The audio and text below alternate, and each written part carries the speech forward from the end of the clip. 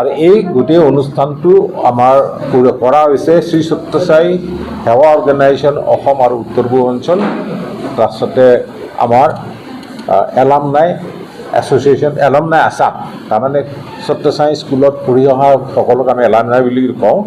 আৰু ইয়াৰ মাজেৰে আমি বিচাৰিছোঁ যে মানুহৰ মাজত একত্ৰিত হওক, আমি জাতি ধৰ্ম নিৰ্বিশেষে ইয়াতে সকলোৱে আমি যোগদান কৰিব পাৰে। আৰু ইয়াৰে মানে আমাৰ এতিয়ালৈকে প্ৰায় 2099 প্ৰায় 2100 বুলি ক'ব পাৰে আমাৰ যোগদান হৈছে, আৰু এইবিলাক চব ৰেজিষ্ট্ৰেশ্যন হৈছে। ইয়াতে আমি 4 তাৰিখে আগদিনা ৰাতিপুৱা 10 বজাৰ পৰা সন্ধিয়া 6 বজালৈকে আমাৰ জোৰপুখুৰীত থকা জোৰপুখুৰী পাৰ্কৰ উল্টা ফালে যিটো আমাৰ শ্ৰী স্বাধীননাৰায়ণ মন্দিৰ আছে, তাৰ পৰা আমি এইখিনি ডিষ্ট্ৰিবিউট কৰিম। আৰু এই ৰুট ৰিহাৰ্চেলবিলাক আমাৰ স্পৰ্টছ এছ'চিয়েশ্যন অফ ইণ্ডিয়াৰ স্পৰ্টছ অথৰিটি অফ ইণ্ডিয়াৰ কোচবিলাকে সেইবিলাক ধুনীয়াকৈ দেখুৱাই দিব। ইয়াত NCC কেডেটবিলাকেও আমাক গোটেইখিনি আৰু আমাৰ নিজৰ সেৱা দিলোঁ কেনেকৈ কামখিনি কৰিব লাগে, আগদিনা গোটেইখিনি এটা ড্ৰাই ৰান হ'ব। আৰু 5 তাৰিখে যিদিনাখন আচল হ'ব সেইদিনাখন অৰ্জুন ভোগেশ্বৰ বৰুৱা স্পৰ্টছ কমপ্লেক্স সৰুসজাই আমি ৰাতিপুৱা 4:30 বজাত একত্ৰিত হ'ম। আৰু ইয়াতে আমি প্ৰেমজ্যোতি যিটো আমি মশাল ল'ম, সেই মশালটোক আমি কওঁ প্ৰেমজ্যোতি বুলি। এইটো আমাৰ পুতাপাৰ্টিৰ পৰা আমি অনা হৈছিলে, ইয়াতে এইটো আমি আৰম্ভ কৰিম আৰু সেইটো আমি তালৈকে লৈ যাম। এতিয়া সদ্যহতে চাই মধুৰম বুলি আমাৰ ৰূপনগৰত এটা মন্দিৰ আছে, তাত আছে, তাৰপৰা তাত নিম আৰু তাৰ পৰা মন্দিৰৰ পৰা আমি নি তাতে প্ৰচেছন কৰি নি বৈদিক মন্ত্ৰৰে নি আমি তাক ৰাখিম। তাৰপিছত ফ্লেগ হোষ্টিং হ'ব। ফ্লেগ হোষ্টিঙৰ পিছত আমাৰ ৰানখিনি, তাৰপিছত আমি যিহেতু এতিয়া সকলোতে আমি জোৰ দিছে নাচামুখ ভাৰত কৰিবৰ কাৰণে, সেইকাৰণে আমাৰ ডক্টৰ চাইকাট্ৰিষ্ট হয় ডক্টৰ নাহিদ ইছলাম, তেখেত GNRCত ছিনিয়ৰ চাইকাট্ৰিষ্ট হয়। তেখেতে এই বিষয়ে কিছু আমাৰ এই ডেকাসকলক ক'ব, যাতে আমি যিটো বিচাৰোঁ যে আমি সকলোৱে বিচাৰোঁ যে আমাৰ ডেকা চামে যাতে এইবিলাকৰ পৰা আঁতৰি থাকিব পাৰে। তাৰপিছতে ইয়াতে এটা প্লেজ ল'ব, তাতে আমাৰ আৰম্ভ কৰিব DK Mittal, executive director sports authority of India, তেওঁ। তাৰপাছতে এক্সাৰচাইজ ৱাৰ্ম আপ এক্সাৰচাইজ হ'ব, তাত দীপেশ তিৱাৰীয়ে সহায় কৰিব। তাৰপিছত এই ৰান এণ্ড ৰাইডৰ বিষয়ে কি কৰিব লাগিব, কেনেকৈ দৌৰিব লাগিব, এই গোটেইখিনি কথা অন্যান্য শৰ্মাই ক'ব। তাৰপাছতে আমি ফ্লেগ অফ কৰিম। প্ৰথমতে ফ্লেগ অফ কৰোঁতে 10 কিলোমিটাৰ মেনটো আৰম্ভ হ'ব, মানে তাৰপিছতে 10 কিলোমিটাৰ মহিলাসকলৰ হ'ব, তাৰপাছতে 5 কিলোমিটাৰ 6টা বজাত 5 কিলোমিটাৰ মেনৰ হ'ব, আৰু তাৰপাছতে 6:10 5 কিলোমিটাৰ আমাৰ মহিলাসকলৰ। এনেকৈ 3 কিলোমিটাৰ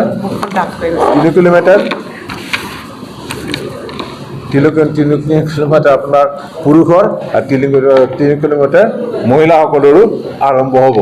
আৰু এই গোটেইখিনি কৰি মেলি তাৰপিছত আমি যেতিয়া শেষ হ'ব, শেষ হোৱাৰ পাছত আমি সকলোকে মেডেল দিম। ইয়াত আমি ফাৰ্ষ্ট, ছেকেণ্ড, থাৰ্ডত আমি জোৰ দিয়া নাই। আমাৰ উদ্দেশ্য হৈছে ইয়াতে পাৰ্টিচিপেট কৰাটো, অংশগ্ৰহণ কৰাটোৱে মেইন। গতিকে আমি সকলোকে মেডেল দিম আৰু আমি এটা সৰু কালচাৰেল প্ৰগ্ৰেম কৰিম, য'ত আমাৰ ভজন হয়। আমাৰ সদায় আমাৰ এই অনুষ্ঠানৰ মেইন বস্তুটোৱে হৈছে ভজন, বাবাৰ ভজন। এতিয়া সৰুকৈ ভজন হ'ব আৰু দুআষাৰমান কথা হ'ব। তাৰপিছতে আমি সদায় শেষ কৰোঁ বাবাৰ আৰতি কৰি, গোটেই মহামংগল আৰতি হ'ব। তাৰপাছত আমাৰ শেষ হ'ব আৰু এই তাৰপিছত প্ৰেমজ্যোতি যিটো টৰ্চ, সেইটো আমি আকৌ মন্দিৰলৈ লৈ আনিম। এইখিনি কৰি আমি সামৰিম। আৰু আমি আশা ৰাখিছোঁ যে মানুহৰ যাতে তাত অংশগ্ৰহণ কৰে আৰু এনকাৰেজ কৰে, এইখিনি আৰু আপোনাক সকলোকে আমি নিমন্ত্ৰণ কৰিছোঁ, আমি সাদৰেৰে নিমন্ত্ৰণ কৰিছোঁ, আহিলে ভাল পাম। এইটো মানে আচলতে সত্যসাই বাবাৰ 100 বছৰেই হ'ল, 100 বছৰ হৈছে, 100 ইয়াৰ চেলিব্ৰেশ্যন। এইটো যোৱা বছৰ 2025ৰ পৰা আৰম্ভ হৈছে, এইবাৰ 26ত শেষ হ'ব। আৰু এই সত্যসাই ৰান এণ্ড ৰাইডটো যোৱা বছৰ আৰম্ভ হৈছিলে, এই যিটো গুৰু পূৰ্ণিমা হ'ব, তাৰমানে 28 জুলাই, তেতিয়া আমি এই প্ৰগ্ৰেমটো তেতিয়া শেষ হ'ব। এই টৰ্চ আমাৰ 5টা জেগাত চাৰিওফালে গৈছে, গোটেইবিলাক টৰ্চ গৈ তাত একত্ৰিত হ'ব আৰু এটা ডাঙৰ ফাংচন হৈ শেষ হ'ব। ৰাইটটো ইয়াতে আমাৰ মিত্তল ছাৰে DK Mittal executive director sports authority of India আৰু আমাৰ মানে এইটো যোনটো ইভেণ্টটো হয় বহুত বেছি মানে পাৰ্টিচিপেণ্টছ বহুত বেছি হয়, কিন্তু স্পৰ্টছ অথৰিটি অফ ইণ্ডিয়াই এভৰি উইক ছানডেজ অন চাইকেল বুলি এটা ইভেণ্ট আমি সদায় ছানডে সেয়া কৰোঁ, মানে অৰ্গেনাইজ কৰোঁ। এইটো 2024 ডিচেম্বৰ আমি লঞ্চ কৰা গৈছিলে by honourable prime minister of India. So' আমি সকলোৱে এইটোৱে মানে প্ৰমোট কৰিব চেষ্টা কৰোঁ কি যে আমি চাইক্লিং যিমান বেছি ভালকৈ কৰিব পাৰোঁ, এইটো লাইফষ্টাইল হিচাপে আমি কনভাৰ্ট কৰিব পাৰোঁ। যেনে বেছিভাগ আমি ইউথবিলাকক বা ডাঙৰসকলক আমি এইটোৱে কনভে কৰিব পাৰোঁ কি যে ফিটনেছ বহুত বেছি ইম্পৰ্টেণ্ট হয়, আমি এৱাৰনেছ স্প্ৰেড কৰিব খোজোঁ। সেইকাৰণে আমি এবাৰ শ্ৰী সত্যসাই ৰাণৰ লগত ৰাইডাৰৰ লগত আমি কলাবৰেট কৰিছোঁ আমি টেকনিকেল ছাপৰ্টৰ কাৰণে। চ' সেইকাৰণে আমি বহুত বেছি ধন্যবাদ কি আমাৰ লগত এবাৰ কলাবৰেট কৰিব খুজিছে। আৰু এবাৰ আমাৰ এনেও থিমটো হৈছিলে কমিউনিটি ফিটনেছ ৰান। চ' আমি আশা কৰিছোঁ কি যে আমি ভালকৈ ইভেণ্টটো ছাকচেছফুল কৰিব পাৰোঁ। আৰু মই এজ এ কাৰ্ডিঅ'লজিষ্ট মানে ক'ব পাৰোঁ কি আজিকালি যিবিলাক ডায়েবেটিছ, ব্লাড প্ৰেছাৰ আৰু যিকোনো মানে হাৰ্ট ডিজিজ আৰু চেৰিব্ৰোভাস্কুলাৰ ডিজিজ হৈ আছে, মোৰ দেন 50% কাৰণ হৈছে কি আজিকালিৰ মানুহবিলাক ইউথবিলাকো হওক বা মানুহবিলাকৰ মানে ফিটনেছ ড্ৰাইভটো কমি গৈছে, এক্সাৰচাইজ নকৰে, মানে হেল্থ লাইফষ্টাইলটো বেয়া হৈ গৈছে। চ' যিবিলাক আমাৰ মেক্সিমাম আজিকালি কাৰ্ডিঅ'ভাস্কুলাৰ ডেথছ হয় এইবিলাক মানে মেটাবলিক ডিজিজ কাৰণে হয়, যিবিলাক নন কমিউনিকেবল মেটাবলিক ডিজিজ। আৰু প্ৰাইমেৰিলি এইটো আমাৰ লাইফষ্টাইল বেয়া কাৰণে। লাইফষ্টাইল মানে আমি এক্সাৰচাইজ নকৰোঁ, ভুল বস্তু খাওঁ, আৰু এইবিলাক কাৰণ কাৰণে আমাৰ হাইপাৰটেনশ্যন, ডায়েবেটিছ, হাই কলেষ্ট্ৰল হয়। চ' এই ইনিচিয়েটিভটো খুব ভাল। আৰু ইয়াতে ক'ব বিচাৰোঁ কি আমিও এই সত্যসাই অৰ্গেনাইজেশ্যনৰ যিবিলাক কলেজ আছিলে বাবাৰ, সেই কলেজবিলাকতে আমি পঢ়ি আহিছোঁ।